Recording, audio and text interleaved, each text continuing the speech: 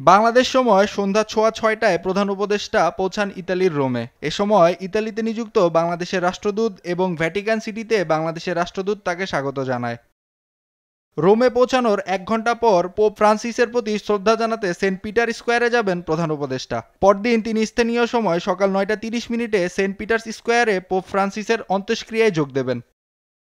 প্রধান উপদেষ্টা রোববার স্থানীয় সময় সকাল 8টার দিকে লিওনার্দো দা ভিঞ্চি রোম ফিউমিনসিনো বিমানবন্দর থেকে দেশের উদ্দেশ্যে রওনা হবেন। সব ঠিক থাকলে সোমবার ভোরে ঢাকায় পৌঁছাবেন তিনি।